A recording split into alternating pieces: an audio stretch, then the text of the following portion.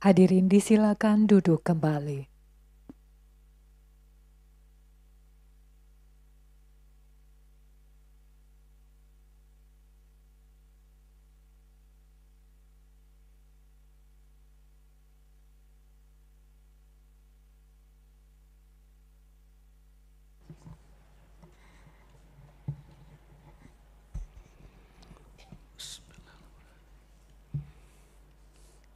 Sidang dibuka dan dinyatakan terbuka untuk umum. Assalamualaikum warahmatullahi wabarakatuh. Selamat siang, salam sejahtera untuk kita semua.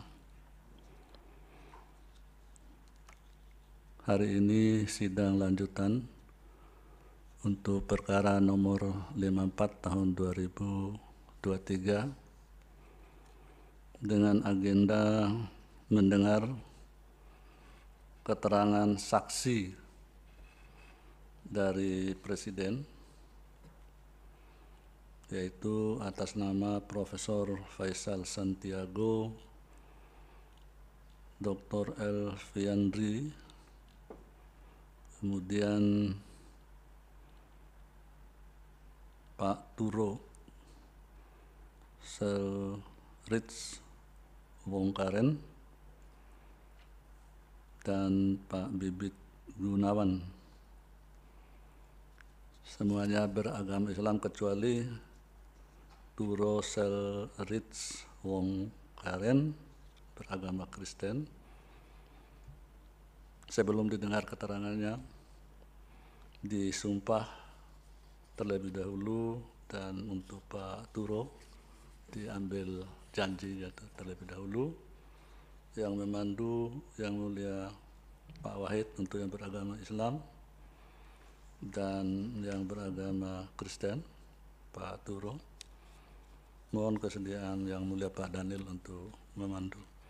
Dipersilakan ke depan untuk Pak Profesor Faisal, Pak Dr. Elviandri, dan Pak Turo Seltris Wongkaren, kemudian untuk Pak Bibit Gunawan melalui daring. Ya. Silakan Yang Mulia Pak Wahid. Baik, terima kasih Yang Mulia Ketua. Kurang kelihatan, Mas. Untuk Mas Gun di belakang saya aja. Ya. lebih dahulu Prof. Ya.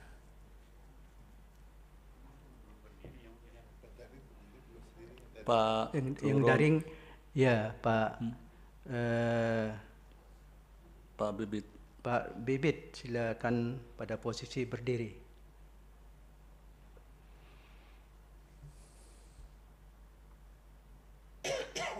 Ya, jadi yang beragama Islam, posisi berdiri, tangan lurus ke bawah. Ikuti lapas yang saya tuntunkan. Bismillahirrahmanirrahim. Demi Allah. Bismillahirrahmanirrahim. Demi Allah. Saya bersumpah sebagai saksi. Saya bersumpah sebagai saksi. Akan memberikan keterangan yang sebenarnya. Akan memberikan keterangan yang sebenarnya. Tidak lain dari yang sebenarnya. Tidak lain dari yang sebenarnya. Terima kasih, saya kembalikan kepada Yang Mulia Ketua. Ya, terima kasih Yang Mulia. Selanjutnya untuk Pak Turo. Baik, terima kasih Yang Mulia Pak Ketua. Pak Turo, tangan kiri di Alkitab, tangan kanan di atas dengan dua jari. Pak Turo agama Kristen atau Katolik? Protestan, berarti dua jari ya. Baik, ikuti lafal janji yang saya tuntun ya. Saya berjanji sebagai saksi akan memberikan keterangan yang sebenarnya, tidak lain dari yang sebenarnya. Semoga Tuhan menolong saya. Baik, terima kasih. Saya kembalikan pada Yang Mulia Pak Ketua. Ya, terima kasih Yang Mulia. Dipersilakan untuk kembali ke tempat duduk.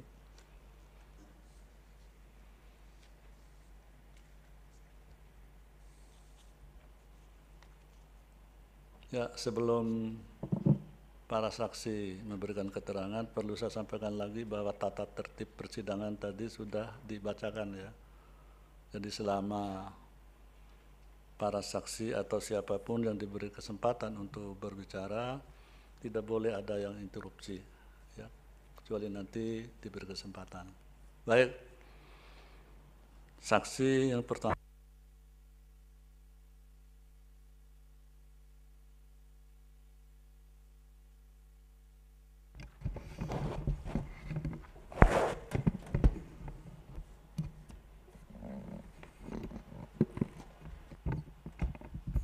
Ya, silakan Pak Prof. Faisal Santiago di mimbar.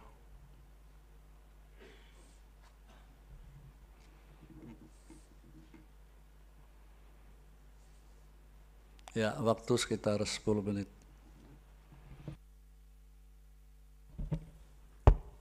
Bismillahirrahmanirrahim. Assalamualaikum warahmatullahi wabarakatuh. Kepada Yang Mulia Majelis Hakim Mahkamah Konstitusi Republik Indonesia, kepada yang terhormat pemerintah dan DPR RI, serta kepada yang terhormat para pemohon dan kuasa hukumnya. Perkenalkan, saya Profesor Dr. Faisal Santiago sebagai Direktur Program Pasca Sarjana di Universitas Borobudur, Jakarta. Pada kesempatan ini saya akan memberikan kesaksian apa yang saya ketahui. Assalamualaikum warahmatullahi wabarakatuh. Salam sejahtera untuk kita semua. Yang Mulia Majelis Hakim Mahkamah Konstitusi Republik Indonesia, izinkan saksi menerangkan beberapa kesaksian yang saksi ketahui. Pertama, saksi adalah sebagai Direktur Pasca Sarjana Universitas Borobudur, merupakan pihak yang diajak kerjasama oleh Kementerian Koordinator Bidang Perekonomian untuk menyelenggarakan kegiatan bersama dalam rangka konsultasi publik rancangan undang-undang tentang penetapan peraturan pemerintah pengganti Undang-Undang Nomor 2 Tahun 2022 tentang Cipta Kerja. 2. Maksud dan tujuan konsultasi publik ini adalah untuk menjalankan amanat pembentukan peraturan perundang-undangan, yaitu yang terkait dengan pemenuhan aspek meaningful participation, yang terdiri atas uji publik, sosialisasi, diseminasi, dan atau konsultasi publik, sebagaimana diatur dalam Undang-Undang Nomor 13 Tahun 2022 tentang pembentukan peraturan perundang-undangan terkait dengan pembentukan rancangan undang-undang penetapan Perpu Cipta Kerja. Konsultasi publik dilakukan pada tanggal 19 Januari 2023 pada hari Kamis di Hotel Borobudur, Jalan Lapangan Banteng Selatan nomor 1, Pasar Baru, Kecamatan Sawah Besar, Jakarta Pusat, DKI Jakarta. Kegiatan konsultasi publik dibuka oleh Menteri Koordinator Bidang Perekonomian,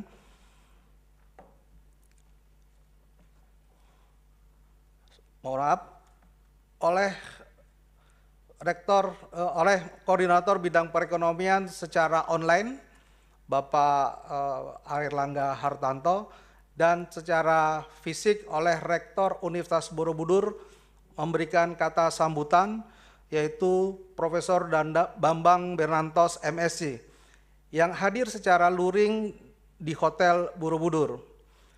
Menteri Koordinator Bidang Perekonomian menyampaikan bahwa rancangan undang-undang merupakan tindak lanjut putusan Mahkamah Konstitusi Sebelumnya, pemerintah pun telah menindaklanjuti putusan MK tersebut dengan membentuk Undang-Undang Nomor 13 Tahun 2022 yang memasukkan metode Omnibus Law. Menteri Koordinator Bidang Perekonomian pun menyampaikan bahwa Satgas Cipta Kerja juga telah melakukan berbagai sosialisasi ke berbagai stakeholder untuk menyerap aspirasi usulan substansi Undang-Undang Cipta Kerja agar lebih baik dan berdaya guna bagi kemakmuran rakyat. Kelima, konsultasi publik dilakukan oleh tim pemerintah, antara lain Bapak Ellen Setiadi, staf ahli bidang regulasi, penegakan hukum, dan ketahanan ekonomi Kemenko Perekonomian, Bapak Dr. Dahana, PLT Direktur Jenderal Peraturan Perundang-undangan Kementerian Hukum dan HAM, Ibu Indah Anggono Putri, Direktur Jenderal Pembinaan Hubungan Industrial Jaminan Sosial Tenaga Kerja, Dr. Muhammad Agil Ilham, Kepala Badan Penyelenggara Jaminan Produk Halal Kementerian Agama, dan Dr. Ahmad Reddy, tim ahli Cipta Kerja dari Kemenko Perekonomian.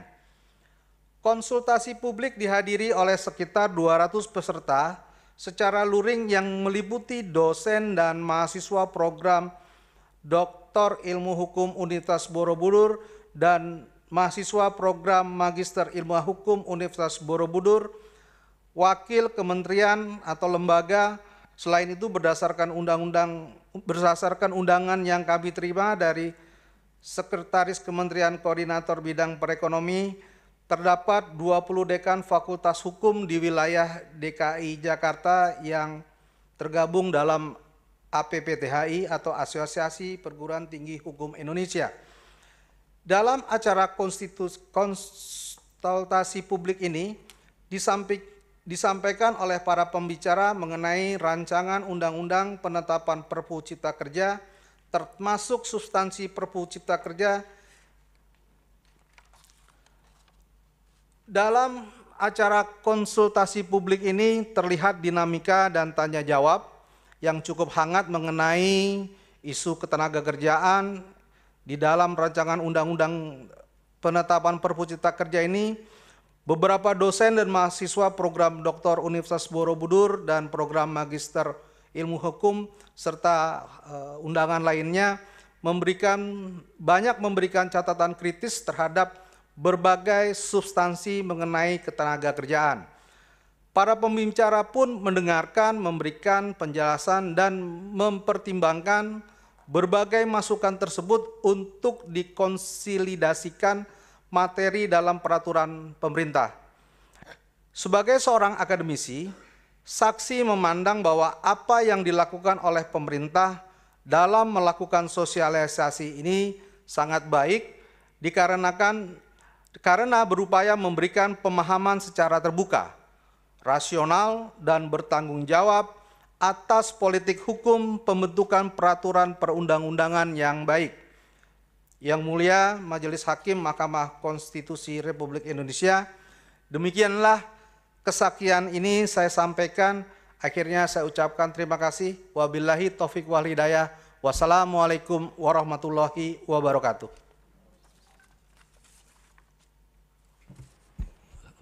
Baik, terima kasih. Silakan kembali ke tempat duduk. Ya, selanjutnya Dr. Elviandri.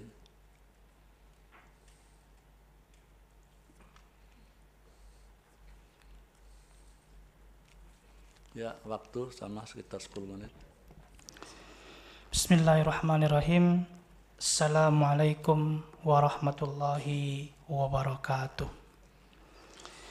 Izin Yang Mulia Majelis Hakim Konstitusi yang saya hormati, perkenalkan nama saya Dr. Elviandri SIM, Sekretaris Prodi Magister Hukum Universitas Muhammadiyah Kalimantan Timur. Pada kesempatan kali ini saya akan menyampaikan apa yang saya lihat, saya dengar, dan saya alami saat menjadi moderator pada sesi 1 konsultasi publik Rancangan Undang-Undang tentang Penetapan Peraturan Pemerintah Pengganti Undang-Undang Nomor 2 Tahun 2022 tentang Cipta Kerja menjadi Undang-Undang RUU di Hotel Mercure Samarinda tanggal 6 Februari 2023. Izin yang mulia Majelis Hakim, di sini saya hadir untuk menjelaskan mengenai jalannya proses konsultasi publik RUU tersebut.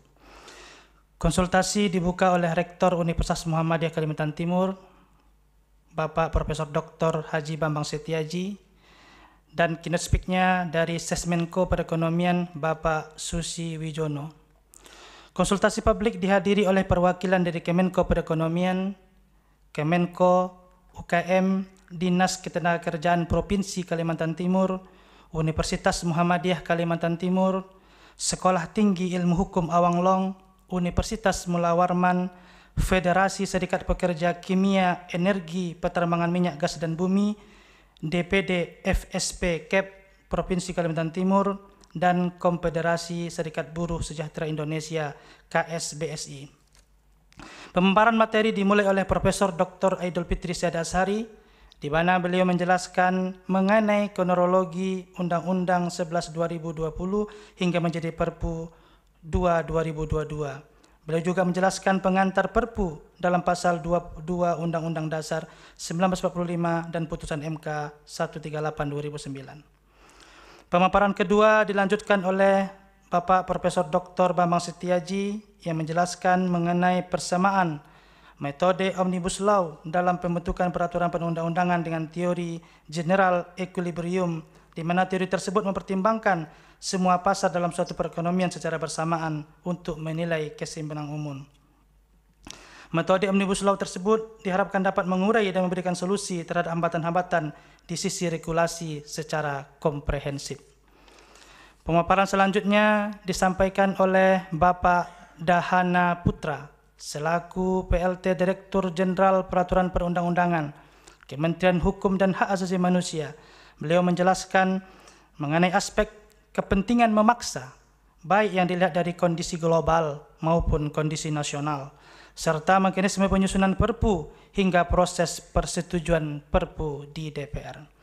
Pemaparan selanjutnya disampaikan oleh Ibu Indah Anggoro Putri, selaku Direktur Jenderal Pembinaan Hubungan Industrial dan Jaminan Sosial Ketenagakerjaan, Kementerian Ketenagakerjaan. Beliau menjelaskan mengenai urgensi Perpu 2/2022 dalam rangka peningkatan lapangan kerja dan penciptaan lapangan kerja berkualitas dan berdaya saing. Kemudian dilanjutkan dengan menjelaskan mengenai ketentuan mengenai alih daya, upah minimum, dan standar upah. Beliau juga memberikan klarifikasi mengenai isu-isu yang berkembang terkait PKWT, cuti, PHK, dan pesangon, dan penerapan asas no work no pay. Pemaparan selanjutnya disampaikan oleh Bapak Iketut Hadi Priyatna, selaku Kepala Biro Hukum dan Organisasi Kementerian Koordinator Bidang Perekonomian. Beliau memaparkan mengenai tindak lanjut putusan MK 91/2020, urgensi Perpu 2/2022, meaningful participation, rancangan undang-undang penetapan Perpu 2/2022. Setelah pemaparan disampaikan oleh seluruh pemateri, terjadi diskusi, baik yang disampaikan melalui online maupun daring. Di antaranya disampaikan oleh Bapak Nasur Nadiah.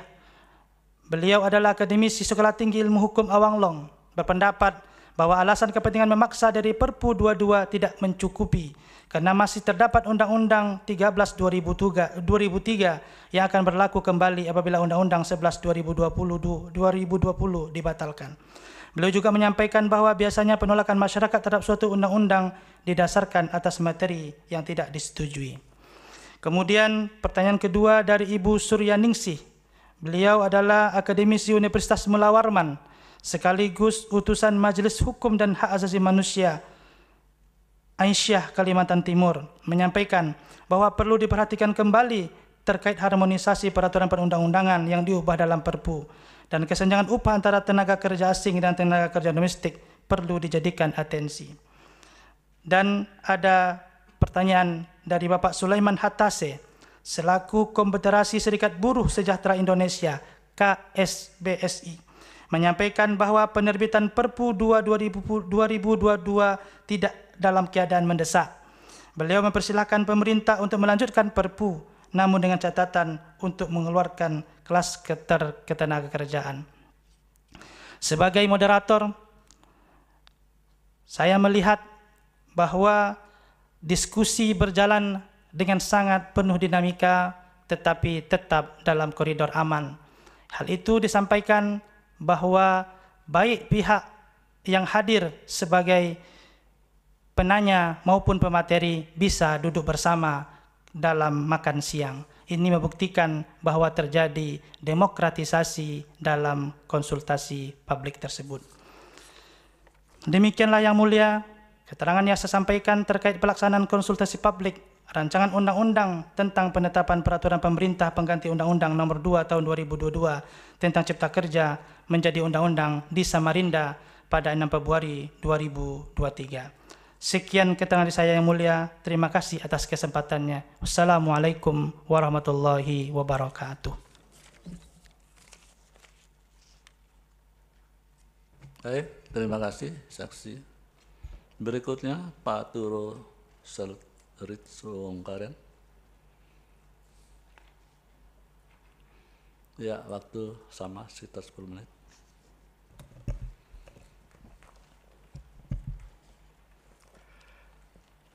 Assalamualaikum warahmatullahi wabarakatuh. Selamat siang, salam sejahtera. Yang Mulia Majelis Hakim Mahkamah Konstitusi Republik Indonesia, pemerintah, DPR, dan para pemohon. Perkenalkan, nama saya Turo Selritsongkaren yang hari ini ingin memberi keterangan sebagai saksi. Di tahun 2022, saksi beberapa kali berpartisipasi dalam berbagai kegiatan yang terkait dengan Undang-Undang Cipta Kerja, baik dalam kapasitas sebagai akademisi maupun anggota Dewan Pengupahan Provinsi DKI Jakarta. Sebagai akademisi atau pakar, saksi berpartisipasi dalam kegiatan-kegiatan sebagai berikut. Pada tanggal 16 September 2022, saksi menjadi narasumber dalam rapat pembahasan upah minimum 2023 yang diselenggarakan oleh Kementerian Koordinator Bidang Perekonomian.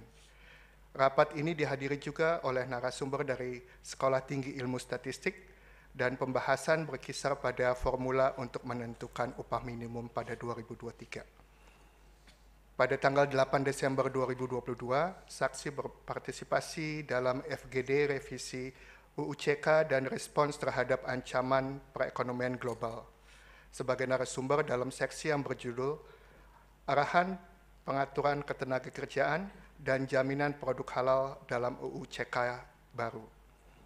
Fokus Group Discussion atau FGD yang berlangsung sehari penuh ini dihadiri oleh pakar dan akademisi di bidang hukum dan ekonomi dari berbagai kampus, antara lain Universitas Muhammadiyah Yogyakarta, Universitas Diponegoro, dan Universitas Indonesia.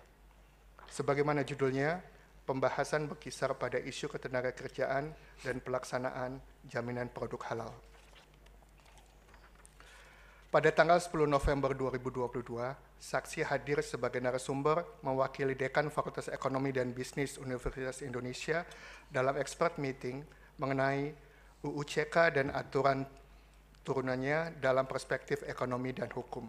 Kegiatan yang diselenggarakan oleh Satgas Percepatan Sosialisasi UU-CK ini menghadirkan beberapa ahli ekonomi dan hukum, antara lain dari Universitas Gadjah Mada, Universitas Indonesia, dan Universitas Diponegoro. Yang saksi dapat sampaikan, kegiatan-kegiatan ini dihadiri oleh para akademisi atau pakar dari berbagai latar belakang, khususnya dari disiplin ilmu ekonomi dan ilmu hukum. Sebagian partisipan memberi gambaran mengenai situasi ekonomi global dan nasional, sebagian mempertanyakan pasal-pasal di dalam UU-CK, dan lainnya memberi masukan mengenai hal-hal yang dapat diperbaiki dalam UU-CK dan turunannya. Di dalam kegiatan-kegiatan di atas, selalu ada dialog dan tidak jarang perdebatan di antara para hadirin. Selain itu, pada Juni 2022 hingga Agustus 2022, saksi juga melakukan kajian mengenai PKWT dan Alidaya. Dalam melakukan kajian, tim melakukan FGD dengan narasumber dari perwakilan serikat buruh dan juga dari asosiasi pengusaha.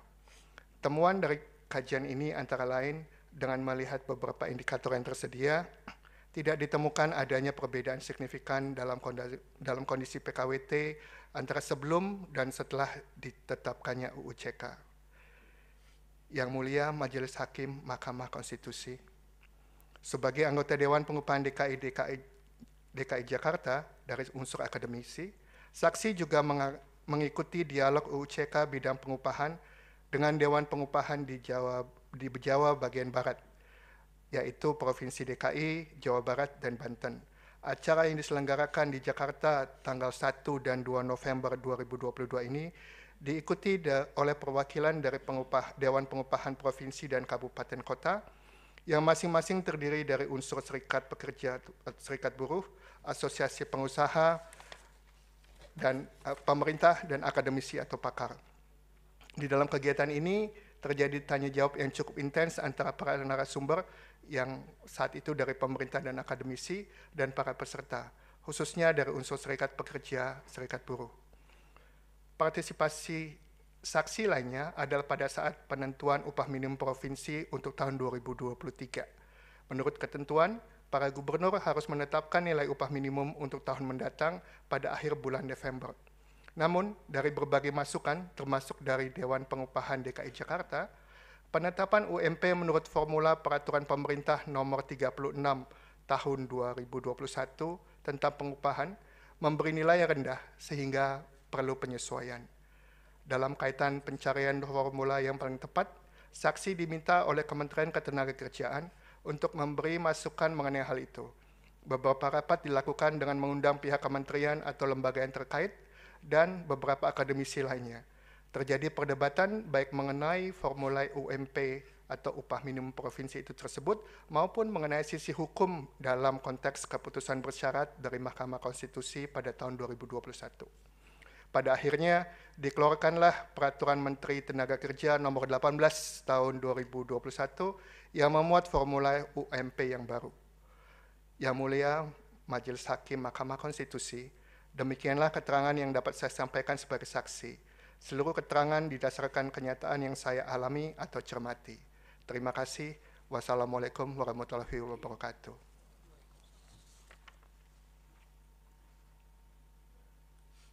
Terima kasih, saksi.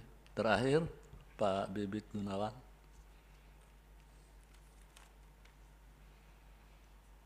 Baik, Assalamualaikum warahmatullahi wabarakatuh. Mohon izin Yang Mulia Majelis Hakim Mahkamah Konstitusi, perkenankan kami menyampaikan kesaksian sebagai salah satu pemangku kepentingan Undang-Undang Cipta Kerja.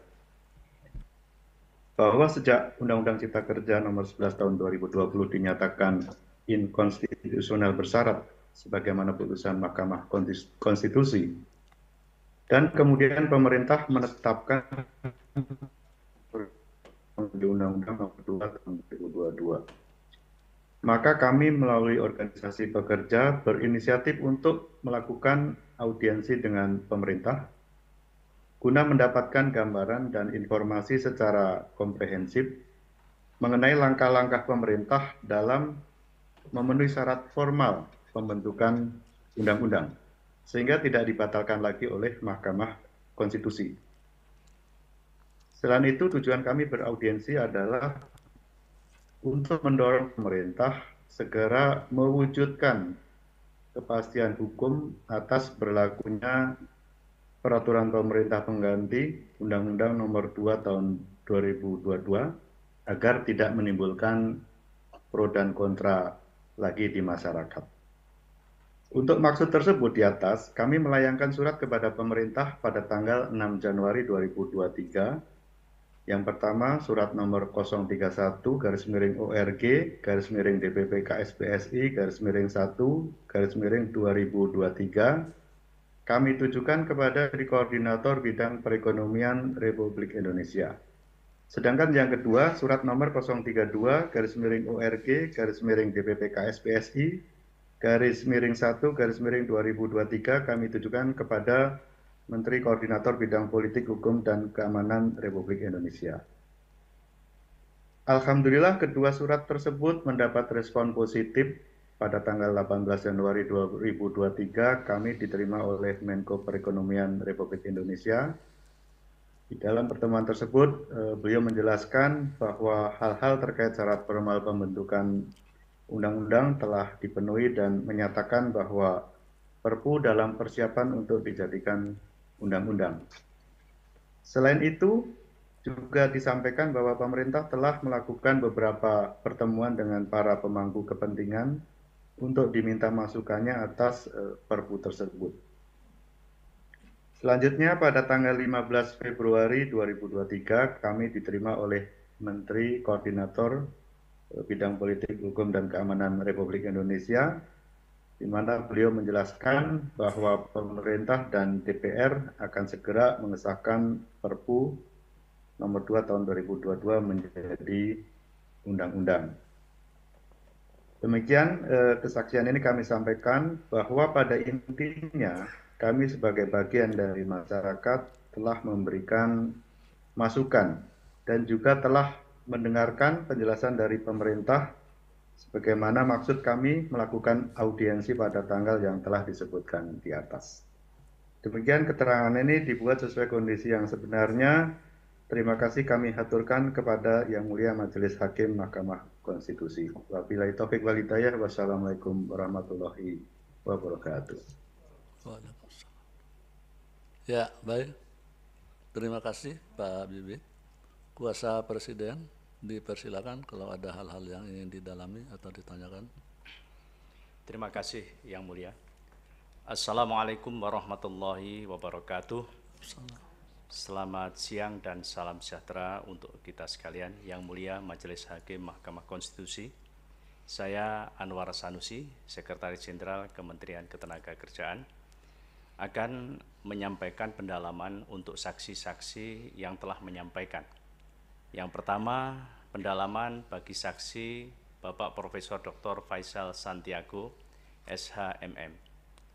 Pertama, dalam keterangan yang saudara saksi sampaikan tadi, saksi menyampaikan bahwa maksud dan tujuan diselenggarakan konsultasi publik ini adalah untuk menjalankan amanat pembentukan peraturan perundang-undangan, yaitu terkait dengan pemenuhan aspek meaningful participation yang terdiri atas uji publik, sosialisasi, diseminasi, dan atau konsultasi publik sebagaimana diatur dalam Undang-Undang Nomor 13 Tahun 2022 tentang pembentukan peraturan perundang-undangan.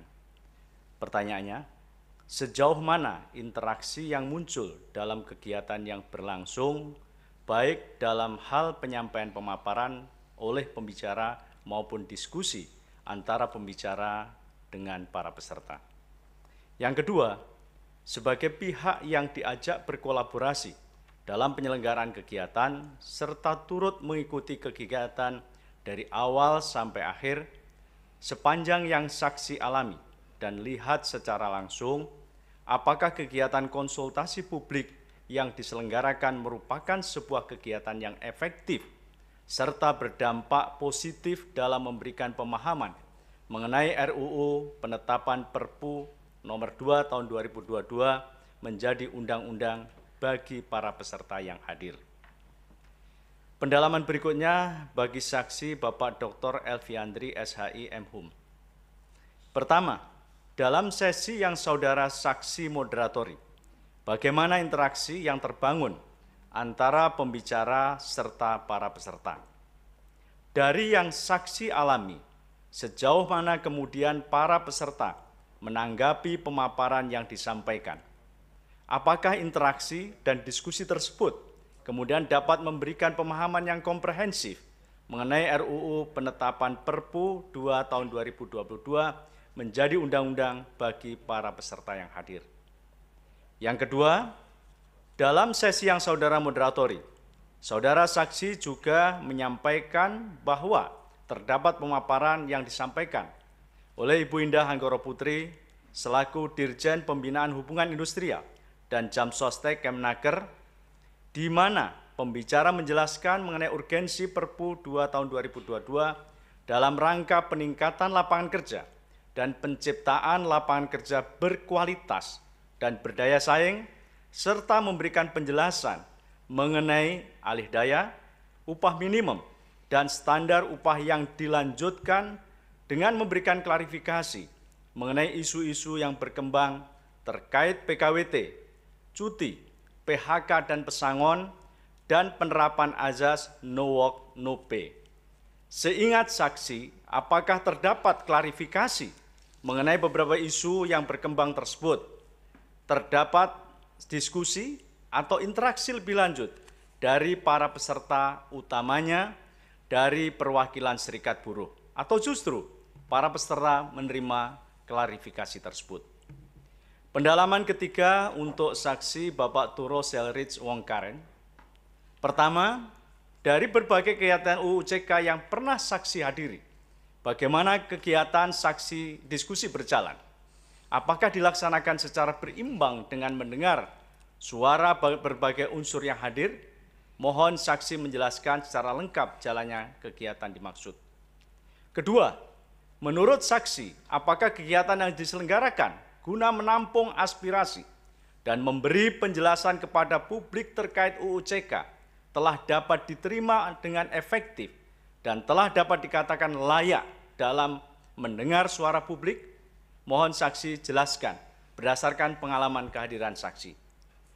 Yang ketiga yang terakhir, sehubungan dengan kehadiran saksi pada kegiatan tanggal 10 November dan 8 Desember 2022, sepanjang pengetahuan saksi, apakah terdapat masukan yang didapat dari hasil diskusi benar-benar dicatat oleh pemerintah? Ataukah sebetulnya setelah kegiatan tidak terdapat catatan sama sekali yang disampaikan oleh pemerintah? Terakhir, pendalaman bagi saksi Bapak Bibit Gunawan. Pertama, terkait respon Menko Perekonomian dan Menko Polhukam atas surat yang organisasi saksi sampaikan. Apakah dalam kapasitas saksi sebagai pihak yang langsung terdampak atas dinamika UU CK? Kemudian respon pemerintah tersebut dengan menyambut, mendengar masukan, dan memberikan penjelasan secara langsung kepada perwakilan serikat buruh telah dapat dikatakan memenuhi keterbukaan terhadap publik sebagai upaya pemenuhan azas meaningful participation dalam pembentukan Undang-Undang Nomor 6 Tahun 2023. Yang kedua, dalam hubungan dengan upaya meaningful participation UU CK, berdasarkan pengalaman saksi pribadi, pernahkah pemerintah mempersulit dengan mengeksklusifkan diri untuk tidak menemui atau membuka forum dengan saksi atau serikat pekerja saksi? Demikian yang mulia tanggapan dari pemerintah. Terima kasih. Wallahu muwaffiq ila aqwamit thoriq. Wassalamualaikum warahmatullahi wabarakatuh. Waalaikumsalam. Baik. Pemohon nomor 54 ada pertanyaan. Bismillah. Ada yang mulia. Ya. Bismillahirrahmanirrahim. Pertanyaan pertama untuk Profesor Santiago. Perpu Ciptaker ditetapkan pada tanggal 30 Desember 2022. Tentu saksi sebagai profesor di bidang hukum mengikuti perkembangan atau dinamika tersebut, banyak juga yang kontra terhadap Perpu Ciptaker. Nah, pertanyaan saya, apakah pihak-pihak yang menolak Perpu Ciptaker juga diundang pada pertemuan di Hotel Borobudur tersebut, sehingga interaksi yang terjadi di di Hotel Borobudur benar-benar interaksi yang meaningful? Selanjutnya untuk dari saya pertanyaan untuk Pak Bibit. Sebagai serikat pekerja, apa masukan yang Anda berikan terhadap substansi perbaikan Undang-Undang Ciptaker? Yang kedua, sebagai serikat pekerja, apa langkah advokasi yang telah Anda lakukan atas Undang-Undang Ciptaker? Yang ketiga, dalam pemahaman kami, setelah kami berdiskusi begitu banyak dengan kawan-kawan serikat buruh, setidak banyak ketentuan yang dinilai melemahkan posisi kaum buruh. Misalnya pasal 59, tidak adanya limitasi periode pegawai kontrak, kemudian tidak ada jangka waktu berapa lama untuk dikontrak di pasal 59.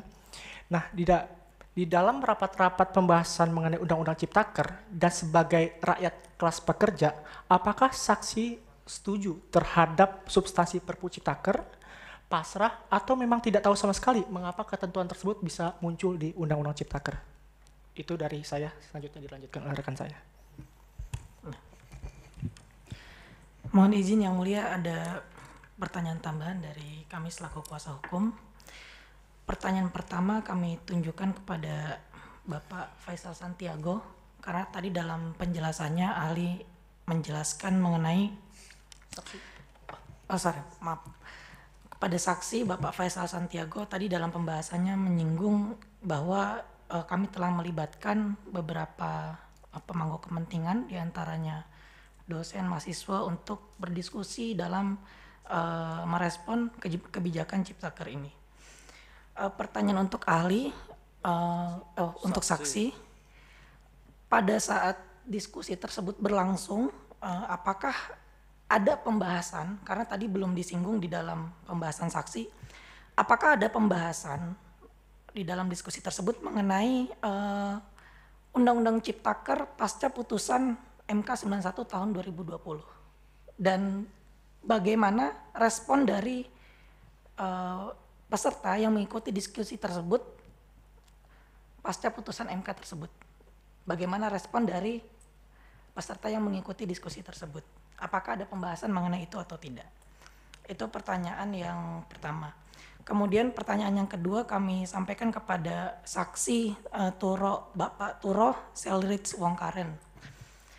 Tadi Bapak Turo menyampaikan bahwa pada tahun 2022, pada tanggal 16 September, kemudian pada tanggal 10 November, dan pada tanggal 8 Desember, Bapak Turo ini banyak mengikuti kegiatan interaktif, khususnya dengan Menteri Koordinator Bagian Perekonomian, untuk bahkan diundang dalam rapat pembahasan mengenai UU Ciptaker ini.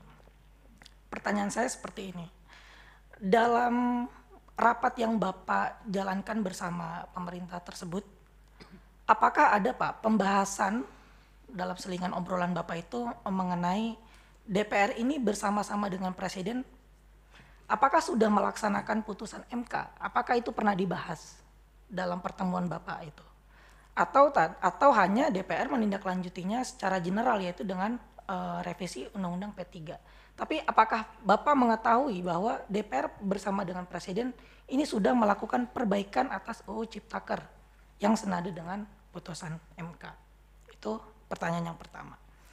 Kemudian pertanyaan yang kedua, juga apakah dalam pertemuan Bapak dengan pihak pemerintah tersebut juga dibahas mengenai, ini kan kita sama-sama ketahui bahwa Perpu ini kan pasca putusan MK itu kan revisi atas Undang-Undang Ciptaker ini telah masuk program prolegnas prioritas, yang artinya dia harus segera direvisi dengan undang-undang.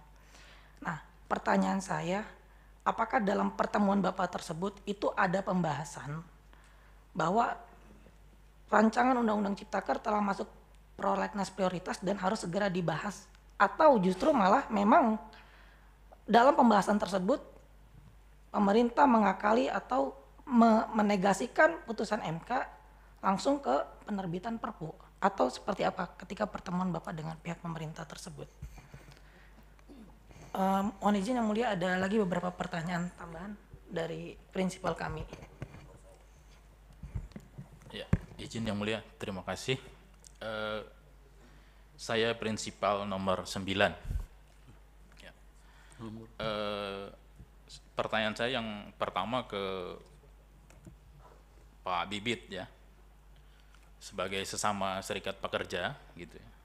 Pertama adalah apakah yang Anda atau saksi ketahui dan lihat, ya, pasca putusan 91 tahun 2020, ya, dari Mahkamah Konstitusi itu yang dilakukan oleh pemerintah, terutama khususnya di bidang ketenagakerjaan, ya, langkah-langkah apa saja yang dilakukan oleh pemerintah dalam rangka menindaklanjuti putusan tersebut. Itu yang pertama. Yang kedua, di Indonesia ini ada sekarang tercatat hampir 22 konfederasi serikat pekerja serikat buruh, ada ratusan federasi serikat pekerja serikat buruh. Nah, apakah Anda atau saksi mengetahui serikat pekerja serikat buruh mana saja yang dilibatkan atau diajak berbicara tentang pasca putusan 91 tahun 2020, khususnya misalkan oleh Menteri Tenaga Kerja, Karena kita mengetahui bahwa yang paling keras menolak Omnibus Law Cipta Kerja, Undang-Undang nomor 11, bahkan Perpu nomor 2 tahun 2024 itu adalah serikat pekerja, serikat buruh gitu ya. Itu yang saya tanyakan. Yang selanjutnya adalah untuk Pak Turo. Saya tadi juga mendengar bahwa di DKI Jakarta khususnya itu juga sama, banyak serikat pekerja, serikat buruh, dan penjelasan-penjelasan tadi itu lebih kepada spesifikasi isu-isu tertentu, terutama banyak menyangkut tentang upah gitu, ya, berbicara tentang penetapan upah gitu. Apakah ada di DKI Jakarta itu melibatkan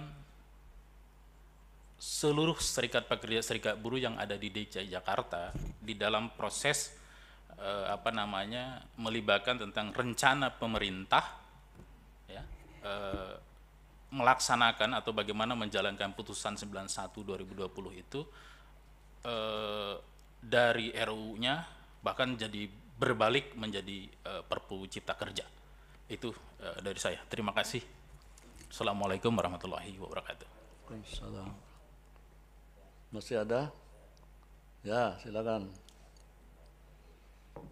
Ya, Assalamualaikum warahmatullahi wabarakatuh. Saya ingin bertanya kepada saksi Pak Santiago. Saya prinsipal nomor 10 dari KBMI, Konfederasi Buruh Merdeka Indonesia. Nama saya Daeng Wahidin. Yang ingin saya tanyakan terkait masalah meaningful participation,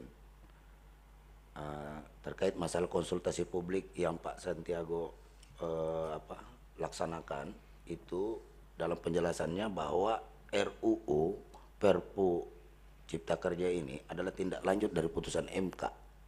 Itu tadi ada redaksi itu yang Bapak sampaikan di awal-awal ya, di pembukaan awal Anda sampaikan tadi.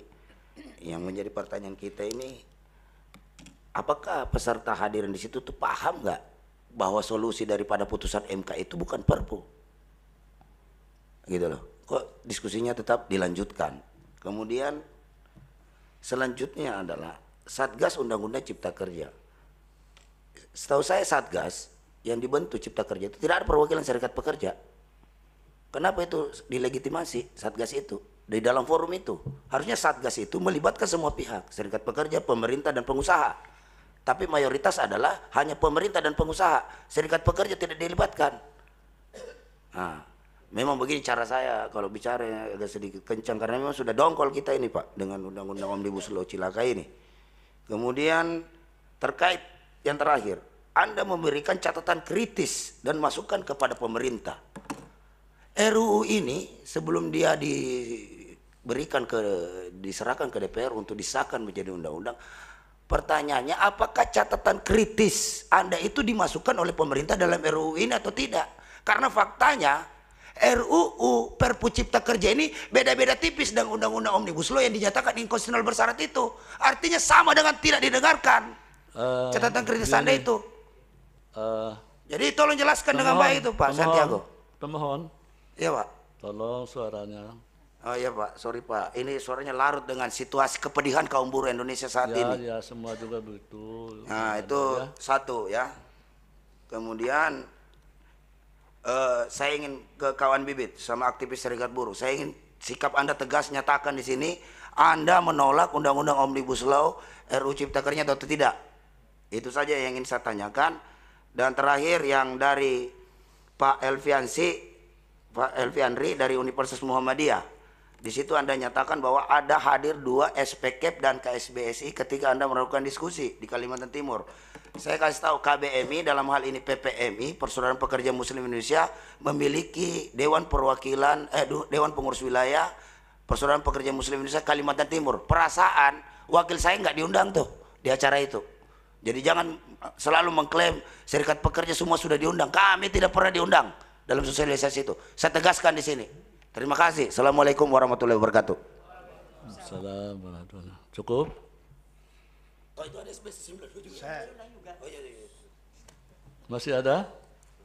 Cukup? Saya Pak Mulia. Ya? Saya yang mulia. Oh ya, silakan. Saya pemohon. Pemohon nomor berapa?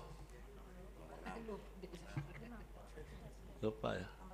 Nomor 3 mungkin. Nomor 3, silakan. Dari Federasi Logam Elektronik dan Mesin. Silakan. Jadi apakah para yang tadi kan saksi,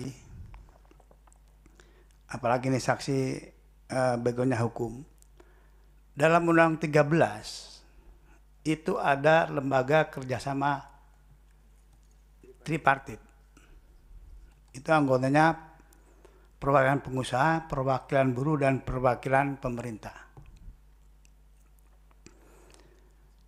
Tadi tentang Perpu itu malah LKS ini sama sekali tidak tidak diajak konsultasi. Padahal LKS itu dalam Undang 13 itu jelas adalah, saya pasalnya nggak ingat, tapi yang jelas saya masih ingat. LKS itu adalah forum konsultasi, forum komunikasi, dan forum musyawarah antara perwakilan pengusaha, perwakilan pekerja, dan pemerintah. Justru lembaga ini anggota-anggotanya adalah anggota-anggota yang punya legitimasi secara hukum. Karena itu di-SK oleh Presiden. Tapi di situ tidak ada. Ya, tidak ada sama sekali pemerintah sebelum Perpu keluar mencoba untuk konsultasi di situ. Gitu. Ya, itu menurut saya artinya ketika ada konsultasi-konsultasi yang dibuat, itu hanya untuk kalau sholat itu asal sholat lah, hanya formalitas. Ya, jadi inti pertanyaannya dipersilakan. Ya, inti pertanyaannya adalah apakah kepada siapa dulu? Ya, kepada saksi yang tadi backgroundnya hukum lah, Pak siapa yang ada dekan-dekan, ya, Pak Santiago, ya, gitu, sama yang Pak Turo yang tadi berbicara tentang LKS. Ya, inti ya, apakah di situ tidak diterangkan oleh pemerintah apa LKS sudah dilibatkan atau belum? Yang kemudian yang kedua tentang klarifikasi itu, ya, klarifikasi tentang upah minimum, PKWT, dan lain-lain itu. Ini saya tanyakan kepada seluruh saksi. Ya. Apakah pemerintah ketika menjelaskan atau mengklarifikasi, ada tidak dampak-dampak yang merugikannya disebutkan? Bukan hanya dampak-dampak yang menguntungkan. Ya, kalau memang menguntungkan ya itu berarti memang formalitas juga, ingin membuat opini. Tapi dampak merugikan disebutkan tidak. Misalnya begini, ya, memang kayak PHK, pesangon, bahkan Pak Presiden sampai klarifikasi sama lah kira-kira, bahwa pesangon dibilang tidak ada, pesangon masih ada. Tapi akibat daripada PKWT atau kontrak yang bebas, itu ke depan tidak akan lagi ada pesangon. Tinggal putus kontrak kok. Dan pengusaha ketika PKWT ini bebas atau kontrak atau outsourcing ini bebas, pengusaha akan mengalihkan tenaga kerjanya yang tadinya tetap menjadi karyawan kontrak. Itu apakah dampak itu disebutkan? Yang kedua, disebutkan nggak oleh pemerintah? Kan inti dari pesangon itu adalah keberlangsungan pendapatan. Apakah ketika kontrak dibebaskan, diputus kontrak, keberlangsungan pendapatan karyawan itu sudah hilang? Ya, kalau hanya ada dikasih sekali. Tapi apakah keberlangsungan pendapatan itu disampaikan oleh pemerintah ketika saat itu? Kira-kira itu. Ya, karena klarifikasi ini hanya ya memang pesangon masih ada, turun pesangonnya, ya. Kemudian juga seolah karyawan tetap, karyawan masih karyawan tetap masih diperbolehkan, masih akan ada, tidak akan dijadikan kontrak. Iya memang, tapi namanya pengusaha logikanya ketika kontrak dibebaskan pasti akan akan menggunakan kontrak. Kenapa?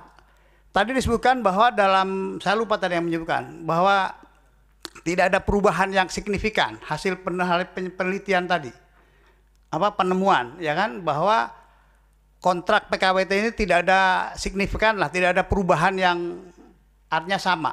Itu mungkin dalam sebulan, 2 bulan, 3 bulan, setahun ini nggak ada perubahan, tapi dalam jangka waktu 2-3 tahun ke depan itu pengusaha akan menggunakan kontrak semua. Kenapa? Dalam kontrak itu tidak ada tunjangan-tunjangan, tidak ada PHK dan lain-lain itu.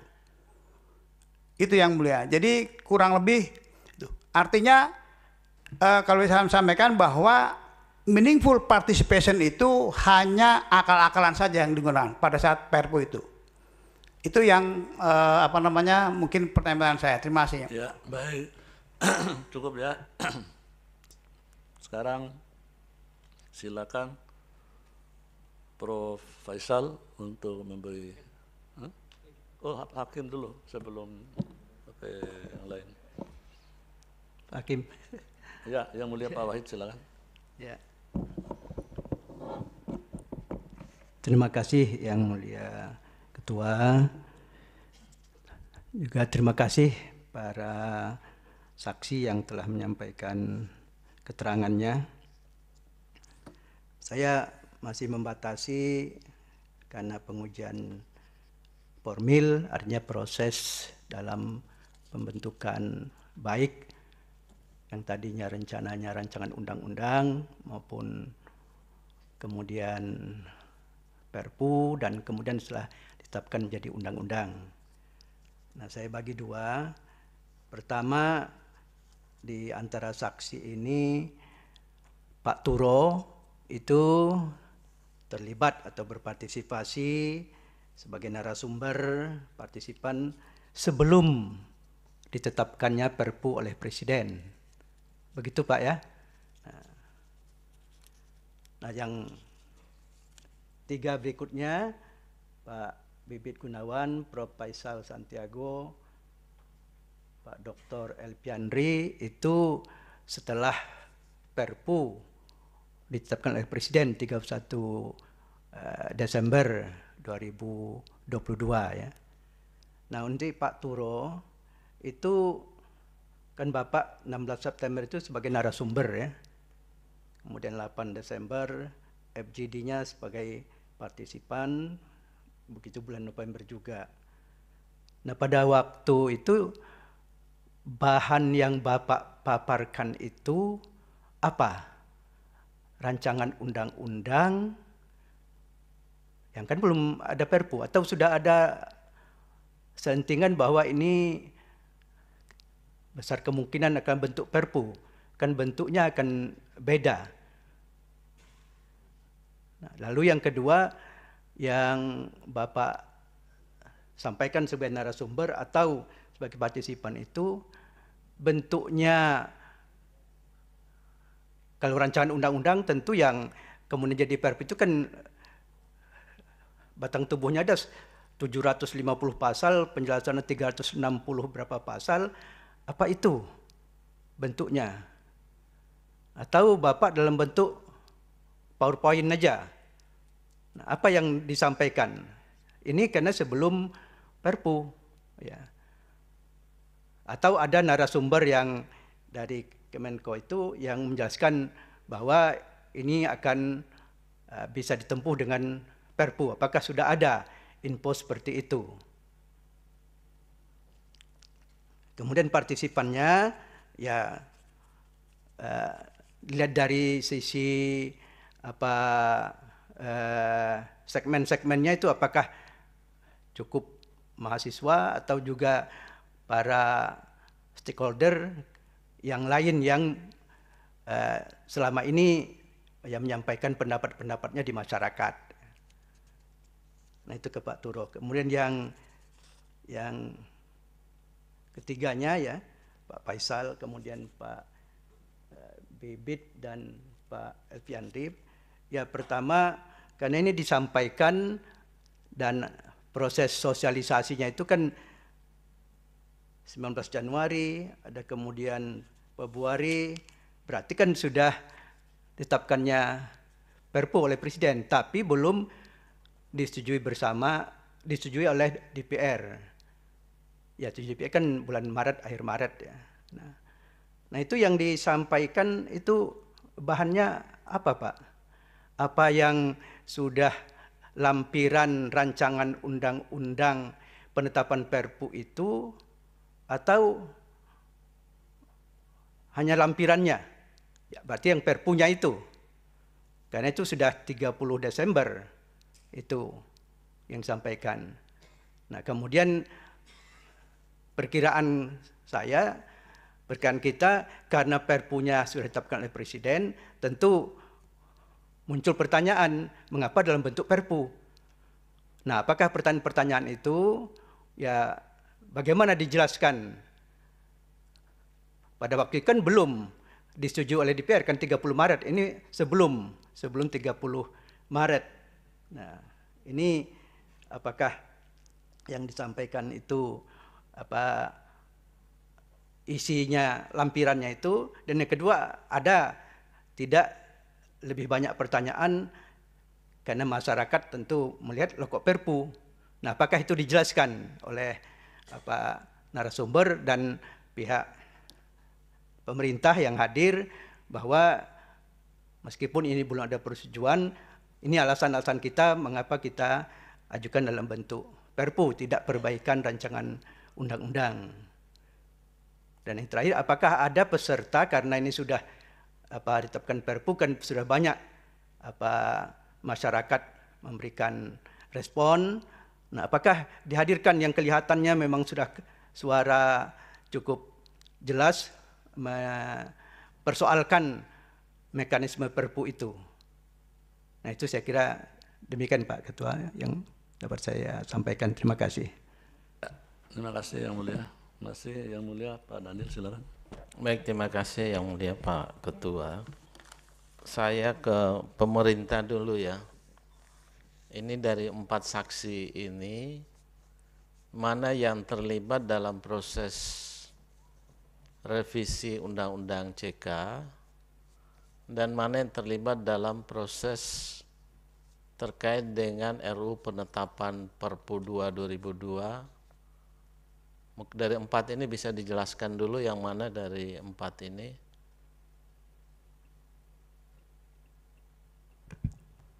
Izin Yang Mulia, ya.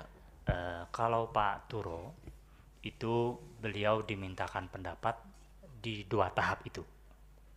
Jadi pada saat inventarisasi awal pasca putusan 91, kemudian pasca Perpu pun beliau juga sempat dilibatkan sebagai narasumber kalau Pak Turo. Sedangkan kalau Pak Elviandri dan Prof Santiago itu pasca Perpu ditetapkan, kemudian pemerintah melakukan konsultasi publik RUU penetapan Perpu tersebut, beliau berdua terlibat di tahap itu. Nah, sedangkan Pak Bibit tadi kesaksian yang disampaikan, mohon perkenan. Sebagaimana kesaksian sebelum Perpu ya ditetapkan, beliau juga terlibat. Demikian Yang Mulia. Baik, terima kasih untuk penjelasannya. Saya ke Pak Turo dulu ya, Pak Turo. Tadi informasi dari keterangan dari pemerintah, Bapak terlibat dalam revisi Undang-Undang Cipta Kerja dan juga dalam kaitan dengan RUU penetapan Perpu. Kapan Pak Turo mendengar atau mengetahui RUU Cipta Kerja itu, revisi RUU Cipta Kerja itu kemudian berubah menjadi Perpu? Itu nanti Pak Turo tolong jelaskan dulu itu. Apakah Bapak tahu atau sama sekali tidak tahu? Tapi kalau keterangan pemerintah tadi berarti karena Bapak terlibat dalam 2 tahapan itu, mungkin bisa diberi informasi ya kapan revisi RUU Cipta Kerja ini kemudian berubah menjadi Perpu. Itu yang pertama. Yang kedua, dalam keterangan Pak Turo sebagai saksi, kalau saya catat di sini, keterlibatan Pak Turo ini sebagai akademisi maupun sebagai anggota Dewan Pengupahan Provinsi DKI. Nah, dalam keterangan ini keterlibatan Pak Turo itu pertama 16 September 2022, yang kedua 8 Desember 2022, kemudian Juni 2022, kemudian 1 sampai 2 November 2022, tapi justru ketika di alinea kedua di halaman terakhir, Bapak mengatakan bahwa pada akhirnya dikeluarkan Peraturan Menteri Tenaga Kerja nomor 18 2021 yang memuat formula UMP yang baru. Bagaimana Bapak bisa berkesimpulan Peraturan Menteri Tenaga Kerja ini memuat formula yang baru sementara keterlibatan Bapak itu sejak 2022? Karena di dalam Peraturan Menteri Tenaga Kerja ini nomor 18 tahun 2021. Nanti tolong dijelaskan apa maksudnya itu.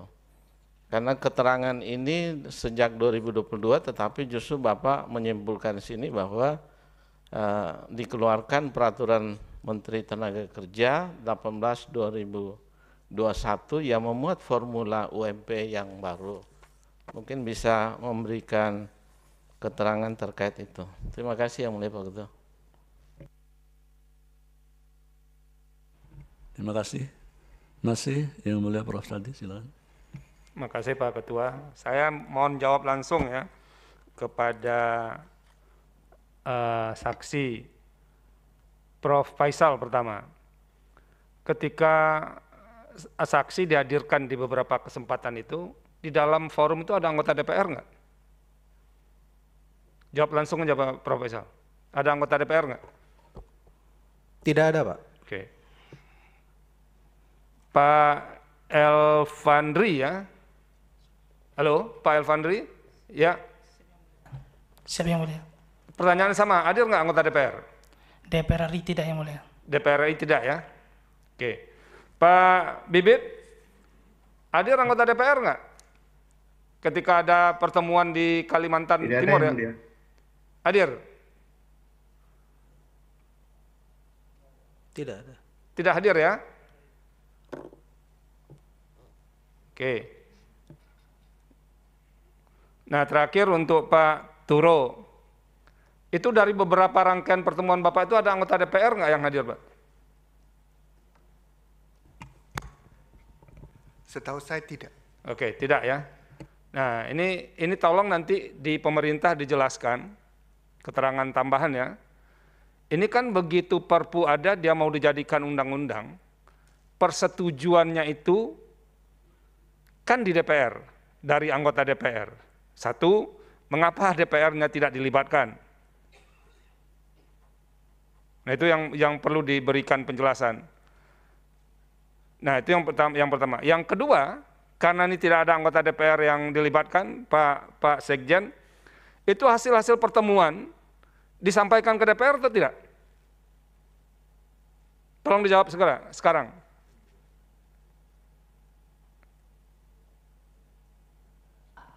Beberapa hasil disampaikan.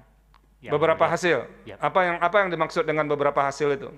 Hasil-hasil pasca Perpu ditetapkan disampaikan kepada DPR Yang Mulia walaupun tidak baik yang pro resmi, maupun yang kontra begitu? Walaupun tidak secara resmi Yang Mulia. Wow, bagaimana caranya tidak secara resmi itu? Ini kan hubungan antar lembaga ini. Yang lain diam. Anda nanti saya suruh keluar ya. Kalau tidak bisa tertib dalam ruang persidangan ini. Anda kalau nggak bisa menertibkan apa, dengan Anda pun saya suruh keluar nanti, kuasa hukumnya. Ini bukan ruang untuk bersorak-sorak, orang mau mencari kebenaran kok. Udah? Ya, izin Yang Mulia. Pada saat di DPR dibacakan Yang Mulia, maksud kami adalah seperti itu, namun dalam bentuk surat formil. Oke. Itu tidak Yang Mulia, tapi pada waktu pemerintah membacakan keterangan di DPR hal tersebut disampaikan, Yang Mulia. Termasuk pendapat yang berkembang di pertemuan itu? Siap, Yang Mulia. Tolong nanti itu disampaikan ke kita ya. Baik, bukti yang disampaikan itu, supaya kita bisa lihat benar atau tidak itu bukti itu. Baik, Yang Mulia. Oke, terima kasih Pak Ketua. Siap.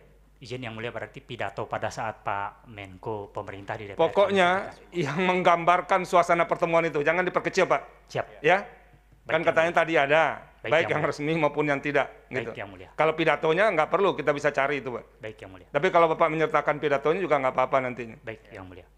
Kami sampaikan. Ya, baik.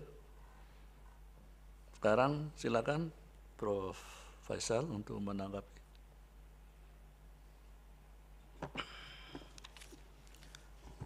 Terima kasih pimpinan sidang.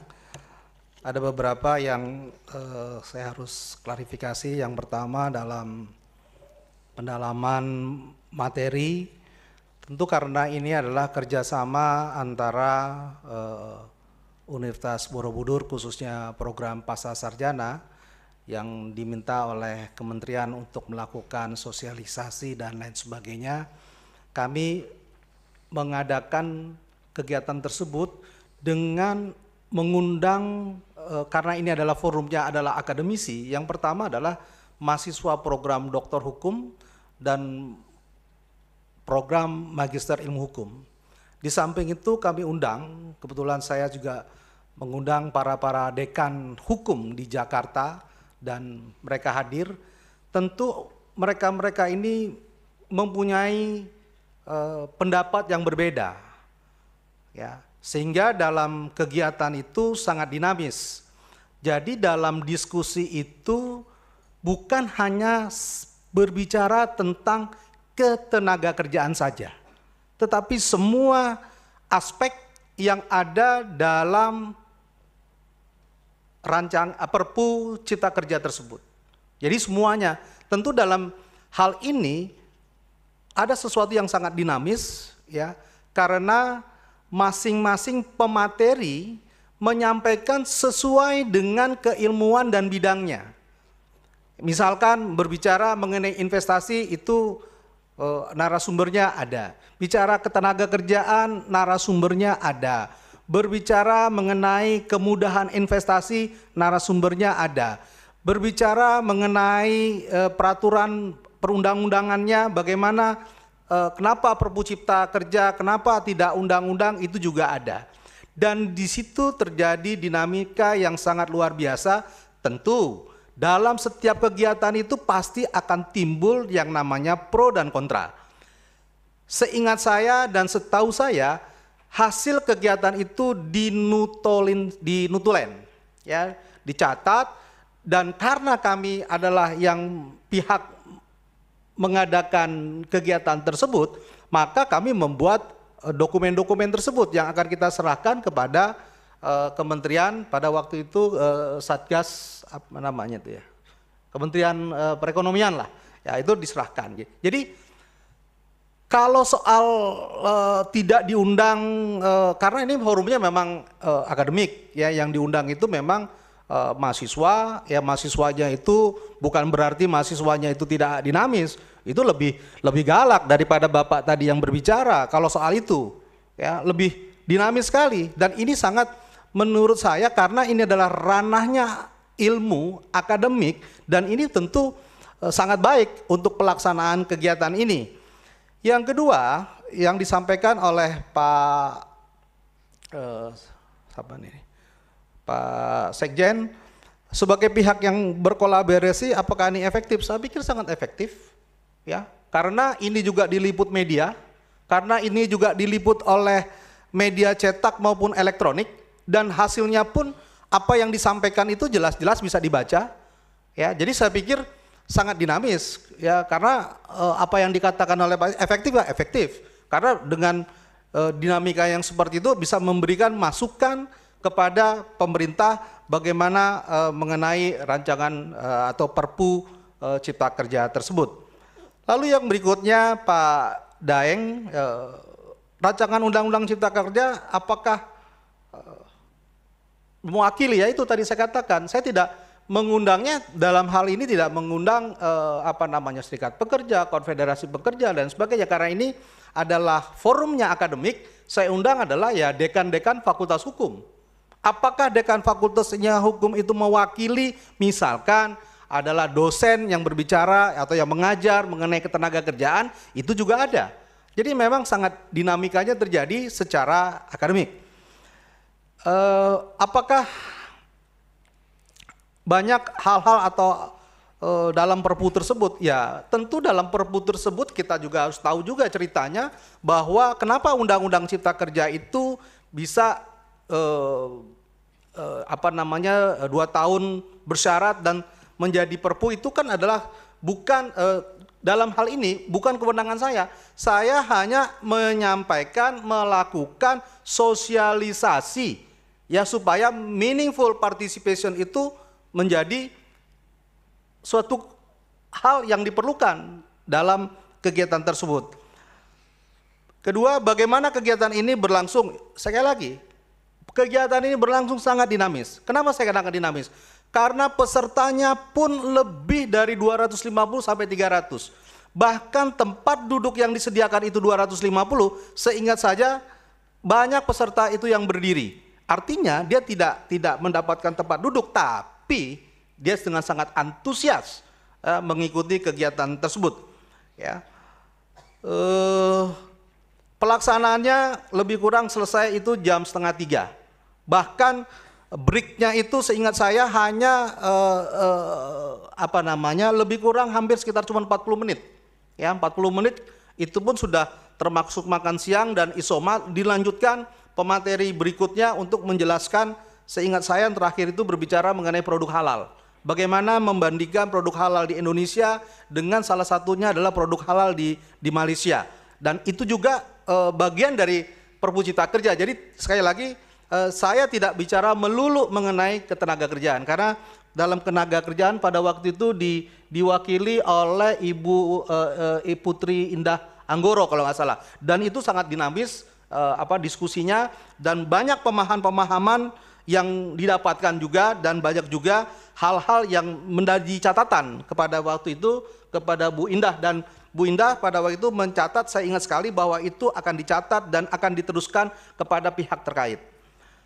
Lalu berikutnya adalah mengenai Pak Yang Mulia Bapak Hakim Pak Wahidudin. Saya pikir ini sekali lagi izin Pak Hakim bahwa kegiatan ini sangat dinamis, dan pada waktu kegiatan itu tidak ada, seingat saya ya, tidak ada yang namanya seperti rancangan undang-undang dan sebagainya. Yang ada adalah banyak hampir semua narasumber mempresentasikan berdasarkan PowerPoint. PowerPoint-nya pun dilampirkan juga adalah materi-materi. Misalkan teman-teman yang berbicara perundang-undangan, nah itu dijelaskan bagaimana pembentukan undang-undangan dan sebagainya. Begitu juga begitu materinya mengenai produk halal, dia juga menceritakan, menjelaskan bagaimana produk halal di Malaysia dan produk halal di Indonesia. Bagaimana juga di situ dijelaskan mengenai UMKM. Di UMKM diundang di Perpu Cipta Kerja tersebut, betapa mudahnya UMKM untuk didirikan, bagaimana sekarang mendapat ruang UMKM 30% di public area. Juga dijelaskan betapa mudahnya sekarang membuat badan usaha yang dulu misalkan minimal 2 orang, sekarang cukup dengan 1 orang. Dan ini adalah menarik. Diskusi-diskusi ini hanya bisa dilakukan kalau dengan hati yang jernih, dengan hati yang dingin. Makanya dalam forum ilmiah itu kita undang ya partisipasi masyarakat yang secara akademik dan pembicara-pembicara yang menguasai dengan materi yang akan disampaikan. Lalu misalkan ada peserta misalkan yang respon tuh banyak. Bahkan seingat saya itu menjadi 6 kali termin. Biasanya dalam suatu diskusi seminar itu 2 termin. Ya, dibuka termin pertama 3 atau 5, ini kalau nggak salah sampai 6 termin. Kenapa? Karena kita memberikan kebebasan, karena ini adalah forum ilmiah, forum akademik, jadi saya bebaskan. Ya, yang penting senangnya kalau forum yang seperti itu tidak ada yang namanya tidak ada kata-kata yang tidak sopan itu keluar. Itu yang menurut saya itu sangat penting. Berikutnya adalah Saya pikir cukup. Tadi Prof. Saldi yang tua tadi menanyakan ada tidak. Saya katakan kalau itu adalah anggota DPR tidak ada. Tapi pertanyaannya, apakah apabila mahasiswanya itu anggota DPR masuk dalam kategori itu? Mohon izin Pak Ketua. Jadi mahasiswa saya itu ada anggota DPR juga. Tapi secara resmi saya undang DPR tidak. Jadi karena mahasiswa saya ada anggota DPR, ada DPRD, ada anggota DPD, jadi saya tidak mengeneralkan bahwa itu adalah bagian dari anggota DPR, tapi dia adalah memang mahasiswa, karena memang yang diundang mahasiswa program Doktor Hukum Universitas Borobudur, mahasiswa program Magister Hukum Universitas Borobudur. Apakah dia mewakili DPR atau tidak itu bukan saya tidak bisa menjelaskan, tapi yang jelas ada beberapa mahasiswa saya yang anggota DPR itu hadir, tapi bukan secara undangan. Yaitu ada anggota DPRD dan Anda ada anggota DPR. Saya pikir itu yang bisa saya sampaikan berdasarkan pertanyaan dari para pemohon dan Bapak Hakim yang mulia. Terima kasih Pak Ketua. Wabillahi taufik walhidayah. Assalamualaikum warahmatullahi wabarakatuh. Ya, terima kasih Prof. Lanjut ke Pak Dr. Elviandri. Izin yang mulia untuk menanggapi apa yang ditanyakan. Yang pertama saya ingin menyampaikan tanggapan yang disampaikan oleh pihak pemerintah, yaitu Bapak Sekjen Ketenagakerjaan, bahwa saya sebagai moderator merasakan, mengalami dan melihat diskusi yang terjadi sangat dinamik. Tadi dalam penyampaian yang saya bacakan juga bisa didengar bahwa pro dan kontra itu nyata terjadi. Artinya dalam forum diskusi yang saya pimpin itu semua menyampaikan argumentasi dan pendapatnya. Tentu diawali oleh para narasumber yang telah mempersiapkan PPT atau slide yang juga itu bagian dari pointer dari rancangan undang-undang tersebut.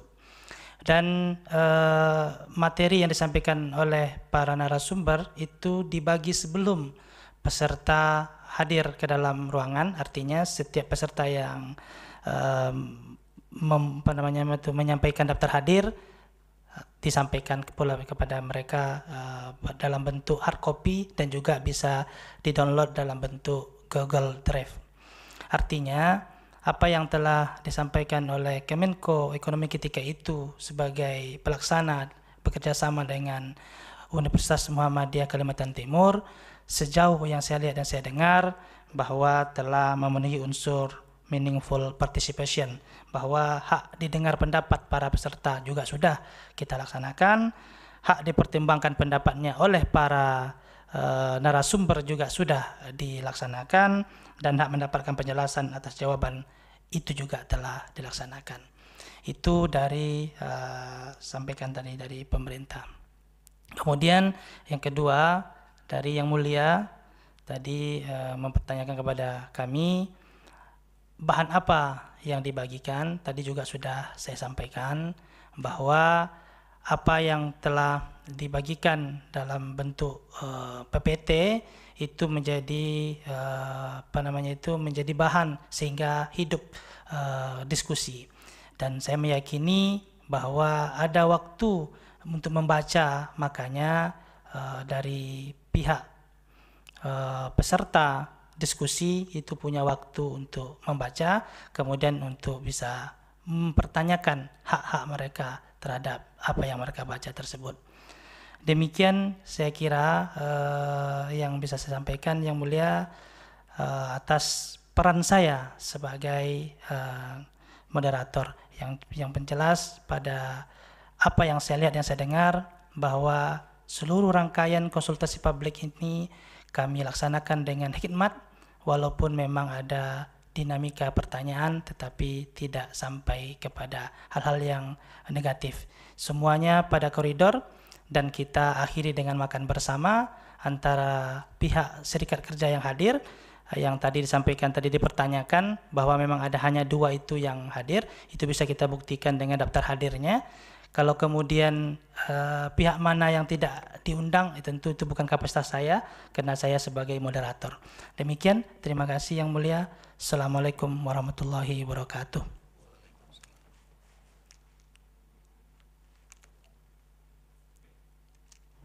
Selanjutnya Pak Bibit.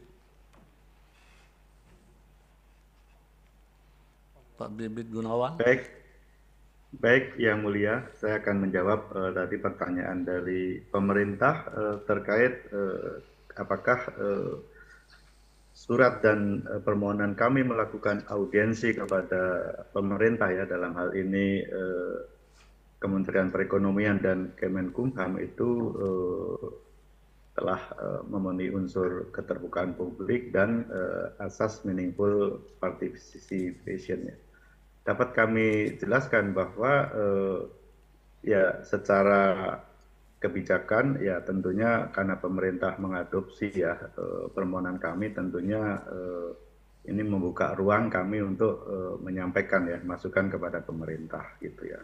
Kemudian selain itu pemerintah pun juga memberi penjelasan yang komprehensif atas terbitnya Perpu tersebut, sehingga kami menganggap bahwa ini ada proses komunikasi dua arah yang positif. Tentunya meskipun tidak sempurna, asas itu sudah bisa terpenuhi. Kemudian pertanyaan kedua, apakah pemerintah selama ini mempersulit? Saya kira enggak ya, karena setiap kami menginginkan satu audiensi terkait isu-isu yang aktual ya, terutama kemarin karena Undang-Undang Cipta Kerja ini dibatalkan oleh Mahkamah Konstitusi. Kami berkepentingan untuk mendapatkan penjelasan dan hal ini juga direspon oleh pemerintah ya, tidak hanya Kementerian Perekonomian dan Kementerian Kemenkumham ya, Kemenkumham ya, tapi juga ada Kementerian Ketenagakerjaan juga cukup proaktif kalau kita minta untuk dilakukan audiensi ya dengan para menterinya seperti itu. Kemudian dari kuasa hukum pemohon tadi ada beberapa pertanyaan, apakah kami pada saat bertemu itu memberikan masukan secara substansi, ya karena yang kami pertanyakan adalah soal formalitas ya yang sedang dibatalkan MK ini, masalah formalitasnya, maka kami lebih fokus pada apakah pemerintah sudah memenuhi ya syarat-syarat formal yang seharusnya dilengkapi oleh pemerintah, dan di sana dijelaskan bahwa pemerintah memang telah memenuhi. Nah, selanjutnya apakah organisasi kami juga melakukan langkah advokasi? Ya ini sejalan dengan pertanyaan pertama tadi, karena ini masih menyangkut uji formal ya, advokasi kami pasti kami kepada pihak-pihak yang berkepentingan. Sebenarnya kami juga mengajukan surat kepada Presiden, tapi tidak ada tanggapan mungkin karena kesibukan beliau, maka kemudian surat itu kita tujukan ke dua kementerian tadi, yang alhamdulillah keduanya juga memberikan respon untuk menerima kita. Selanjutnya untuk pertanyaan ketiga, mengenai pasal 59 PKWT, saya kira ini terlalu pagi untuk saya jawab atau sikapi, karena ini sudah masuk menyangkut materi atau substansi, tentunya tidak dalam sidang ini, tapi kami juga akan mengumpulkan ya bukti-bukti empiris apakah memang yang dipertanyakan tadi itu mengandung unsur kerugian konstitusional atau tidak. Kemudian pertanyaan prinsipal tadi, setelah putusan MK, apakah banyak organisasi pekerja apakah dilibatkan? Ya? Saya tidak tahu, tapi saya melihat beberapa kali Kementerian Ketenagakerjaan memang mengundang ya organisasi pekerja gitu ya. Cuman saya tidak tahu yang mana saja untuk diminta masukan. Nah, memang pada saat memberi masukan ya tentunya itu tidak dalam kerangka untuk seperti orang berunding ya, apakah harus disetujui atau tidak. Nah, ada pertanyaan kelima prinsipal ya, saudara saya menanyakan apakah kami menyetujui atau menolak Undang-Undang Cipta Kerja. Jadi saya kira pertanyaan ini juga terlalu pagi, karena kalau itu berarti kita harus membaca dulu seluruh isi daripada Undang-Undang Cipta Kerja. Sedangkan klaster Undang-Undang Cipta Kerja ini banyak sekali gitu kan. Banyak masyarakat yang menerima manfaat dari Undang-Undang Cipta Kerja ini juga banyak gitu kan. Tapi kalau tadi pertanyaan dari saudara saya tadi dikerucutkan ya, apakah terhadap klaster ketenaga kerjaan yang tentunya kita juga akan akan analisa lebih lanjut apakah isinya memang merugikan ya para pemangku kepentingan atau tidak gitu kan. Mungkin dalam beberapa pasal nantinya ya kita akan sikapi kita bisa sama atau satu visi, tapi mungkin dalam pasal kita bisa tidak sama. Jadi pertanyaan saudara saya ini juga terlalu pagi untuk saya jawab karena sudah menyangkut material daripada Undang-Undang Cipta Kerja. Demikian Yang Mulia jawaban yang kami sampaikan. Terima kasih. Ya, baik. Terima kasih saksi. Jadi sidang hari ini masih ada satu lagi ya. Siapa yang belum jawab? Pak Turo Saltir, silakan. Terima kasih Yang Mulia. Pertama saya akan respons ke pendalaman dari pemerintah. Apakah berimbang? Ya, karena di dalam pertemuan biasanya semua orang diminta untuk bicara. Jadi tidak ada yang diusahakan untuk tidak ngomong atau ditekan, enggak. Selalu ada dan selalu direspons. Apakah diterima, apakah sudah efektif dan bisa dibilang bahwa mendengarkan suara publik, sebagian ya, sebagian tidak. Dalam pengertian, tidak semua masukan atau komentar dari para narasumber atau peserta yang saat itu hadir dalam berbagai pertemuan itu diterima oleh pemerintah. Ada yang diterima, ada yang tidak. Tetapi untuk saya, paling tidak pemerintah sudah melakukan upaya untuk mendengarkan apa sih yang diinginkan dan apa yang misalnya perlu diperbaiki dari UU CK. Apakah masukan-masukan itu dicatat oleh pemerintah? Saya tahu ada notulen oleh pemerintah, kemudian diapakan notulen itu. Saya rasa secara umum dibaca kembali, tetapi secara khusus saya nggak tahu karena itu di luar pengetahuan saya. Untuk dari pemohon satu, apakah DPR Presiden itu melakukan yang setahu saya dari pertemuan-pertemuan itu melakukan perbaikan, upaya melakukan perbaikan UCK. Saya nggak tahu DPR, yang saya tahu Presiden dalam ini pemerintah itu melakukan kajian dan juga melakukan serap aspirasi untuk memperbaiki UU CK pada situ. Jadi setelah keputusan MK, kemudian dilakukan kajian, dilakukan serap informasi, serap aspirasi supaya perbaikan atau penyempurnaan UU CK sesuai yang diminta oleh Majelis Mahkamah Konstitusi itu bisa tercapai. Jadi itu dilakukan oleh Presiden. Apakah sudah siap-siap Perpu khususnya karena sudah masuk prolegnas dan sebagainya, saya tidak tahu karena tidak dibicarakan mengenai prolegnas. Yang saya tahu memang setiap kali, saya kasih contoh pada waktu pembahasan Permen nomor 18 untuk, ini juga sekaligus jawaban untuk Yang Mulia Daniel bahwa saya salah tadi, ya, itu typo bukan 2021, itu 2022. Jadi pada waktu pembahasan Permen 18 itu juga dibahas sedikit tapi bukan kompetensi saya. Orang hanya, jadi peserta mengatakan bagaimana caranya kita menyikapi, mengkoreksi dalam tanda kutip menyempurnakan PP 36 tanpa harus melangkahi keputusan MK, gitu ya. keputusan bersyarat MK itu dibicarakan ada berbagai opsi-opsi, tetapi seingat saya nggak ada yang ya udah kita ambil ini aja ya, karena mereka cuman mengatakan kalau Perpu begini, kalau Permen begini, kalau keputusan Presiden begitu, seperti itu aja. Pemohon 2 mengenai DKI, ya jadi Dewan Pengupahan adalah non-struktural yang memang biasanya dilekatkan kepada Dinas Ketenagakerjaan yang anggotanya itu ada pemerintah, ada asosiasi pengusaha, ada serikat buruh, serikat pekerja, dan ada akademisi.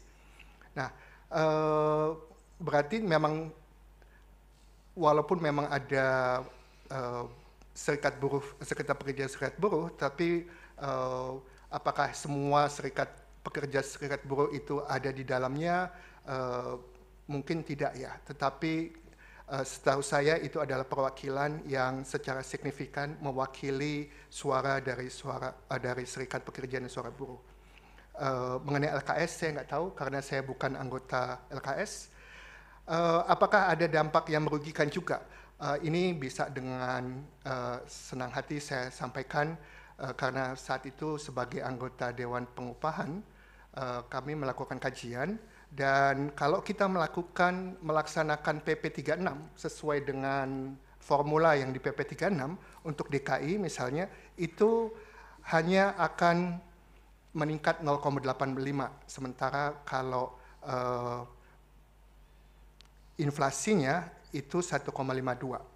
Jadi itu kami sampaikan kepada pemerintah, PP 36 mengenai upah minimum perlu diperbaiki.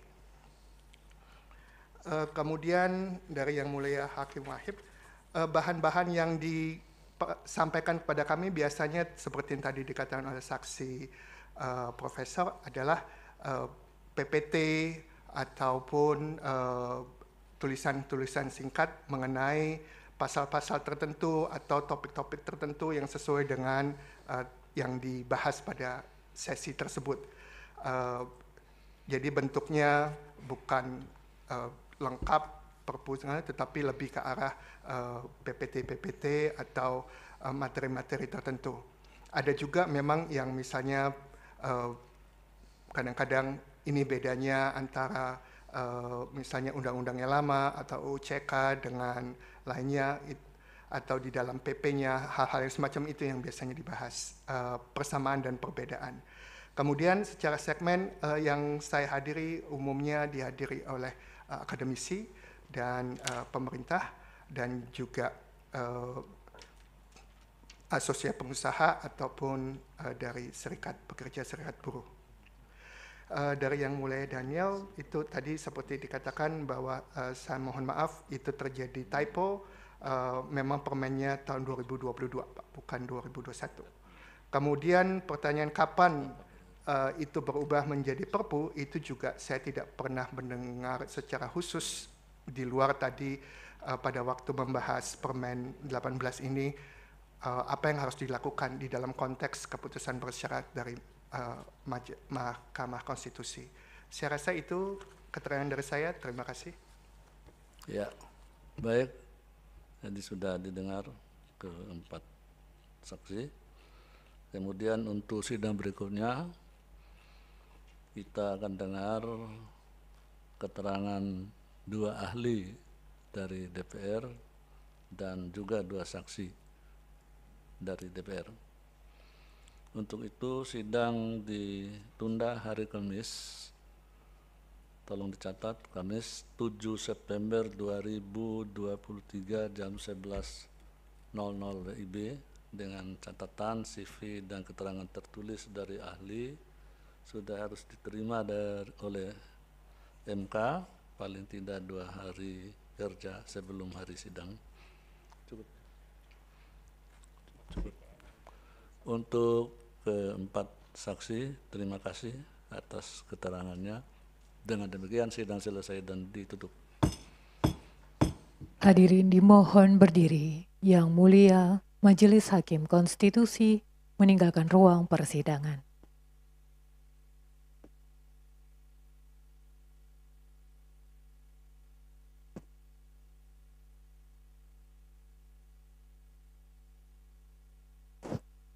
Hadirin disilakan duduk kembali. Sidang lanjutan akan dilaksanakan pada hari Selasa 12 September 2023 pukul 11 waktu Indonesia Barat. Hadirin yang kami hormati, demikianlah persidangan hari Selasa 29 Agustus 2023 untuk perkara nomor 54 garis miring PUU garis datar 21 Romawi garis miring 2023 telah selesai. Terima kasih, selamat sore.